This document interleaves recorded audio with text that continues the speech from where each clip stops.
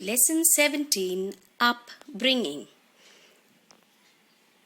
Now, my dear children, you can see some pictures on the slide.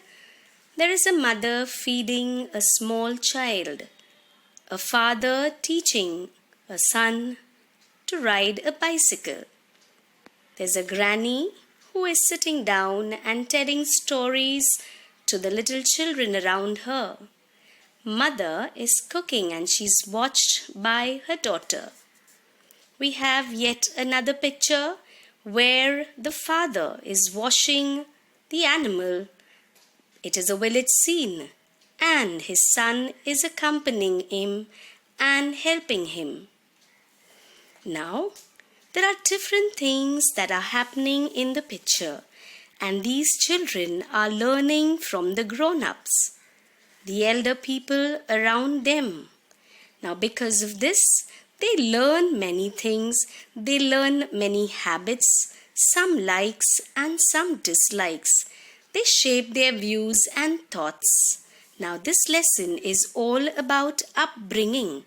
Now, what is the meaning of the word upbringing? Upbringing is nothing but the different things that we learn as we grow. They help us to develop or form certain habits, likes and dislikes. Now, you must have seen your photograph as a small child. Now, when you were a baby, you learned to crawl. Slowly, you started to walk and then talk. Apart from this, there are so many other things that you have learned. How to brush your teeth, how to take a bath, how to eat your food without spilling, how to behave with proper manners with the elders. You must have also learned to pack your bags when you started moving to school. And as you grow up, you wanted to learn to ride a bicycle. You started using the mobile phones, which you saw with your parents. Slowly we learn many things as you move to the grocery shop with your mom. You must have surely seen how she buys things. So likewise, we learn so many things from our elders. They can be your parents, your neighbors, friends, close relatives like your uncle or even your aunt. Now, our parents, they love us, they hold our hands and make us walk. They teach us how to behave. They correct us when we make some mistakes because they want us to become good children as we grow up. Now, here in the picture, you can see a lion and a cub. A baby lion is called a cub. Now, do you know how a lion cub learns to hunt? Let me tell you. A lion cub is not able to hunt as soon as it is born. Now it is very small, so its mother and the other lioness in the pride take care of this cub. They teach them to hunt. Now when the cub is born, it is very helpless for about the first 2 weeks. They even cannot open their eyes. The mother keeps them hidden away from others. And after 8 weeks of age, the cub is introduced to the other members of the pride. Now, pride is a collective word for many lions. Now, all the other lionesses take care of the cub. After it is about 3 months, until then it is pampered by all the other lionesses. But after that, a cub learns to hunt, and it takes about 2 or 3 years for a cub to become a skilled hunter. Now, similarly, we have our loved ones, our parents, our elders in the house, our grandparents, our uncles and aunts. They also love us. They want us to learn good things in our life, and so they appreciate us when we do good things. They even tell us our mistakes. Now, because of all these people, we learn many things from our family. Now, not only our family, but also we have seen that people around, that is, not only from our family but the outsiders. For example, even our country praises people or children when they do good deeds. For example, in the lesson we have two children, Hali and another person, Samit.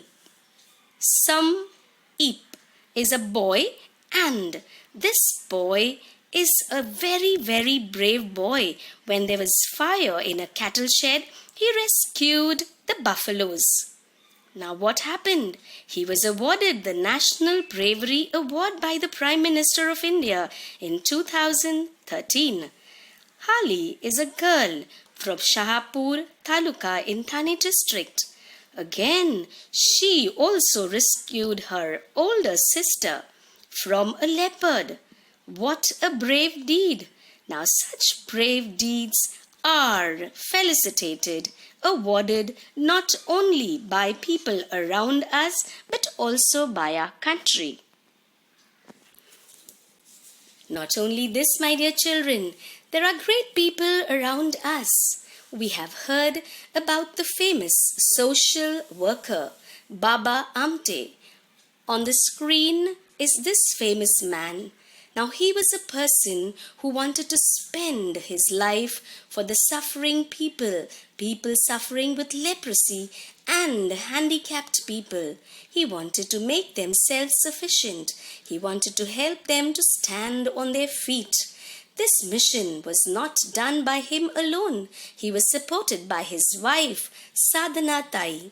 Now, even his family members, that is his daughter, his son, and daughter-in-law, also carry on the same work.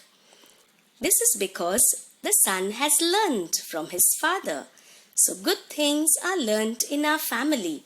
Today, even the third generation is carrying on with this mission. It is really an inspiring act. Now, we don't learn everything by teaching. That means we don't learn everything because someone sits and teaches us. But we also learn through observation and through exposure. That means we see someone and we learn many things. Now, for example, when you have your friends, what do? You see them and you pick up many qualities from them. You learn some good habits from them because you like your friend. So you pick up many things unconsciously. That means you don't want to learn something, but automatically because you like your friend, you like the good habits in that friend, you learn those habits. So we also learn things without being taught. Now here in this slide you can see how the parents who came for the parent-teachers meeting discuss about their children. They are telling each other how their child was influenced by the friend. Now you can see that Renuka's mother is telling the other parent, Renuka never had eaten any vegetables before. She would not like vegetables. But now after coming to school, she has started to eat many vegetables without making fuss. It's a good habit that she has learned from her friends. Now even Zoya, she says that ever since Zoya, Shilpa and Gail have become friends. They ride their bicycle together every evening. And so Zoya's mother is saying that she's happy because they are getting good exercise. Now here the father of Prathamesh is telling that because of his friendship with Salman, Bowman has started taking a lot of interest in maths. So this is how we are influenced by our friends. Now, we not only learn from our friends and our family, but we also learn many things from our neighbors. Now, here in this slide, we can see so many of our neighbors being so helpful in our upbringing. There we can see Pratap. He is being helped by his Ajoba. Ajoba means grandfather, and he takes him for a walk every day in the morning. This is a good habit that Pratap is learning from Ajoba. We can see Supriya. Supriya is learning to read from her Didi, and so she is developing a very good habit of reading. On the other hand, we have Hina, who is learning to be self reliant from an old auntie or an old neighbor, a granny who stays next door. By looking at her being so self reliant, she sweeps the yard of her house every day. Though being old, she is not lazy. So this is how we learn many things, not only from our friends, our families, our relatives, but also from our neighbors. At times, we have a neighbor who is different from us, whose culture, food habits, festivals, the way they dress, the way they speak, the way they behave is all different from our habits. And at these times, we learn these different habits from our neighbors, and therefore we become familiar with diversity. And therefore, we learn many things unconsciously in our upbringing. These are the things which make up our upbringing. I know that you too must be learning many things from your neighbors, friends, relatives, and of course your family. Now let's revise. The many things we learn as we grow up together make our upbringing. Our parents and close relatives play an important part in our upbringing. We also learn many things from our friends and neighbors. We learn from the conscious efforts taken to make us good people. We also learn through observation and exposure.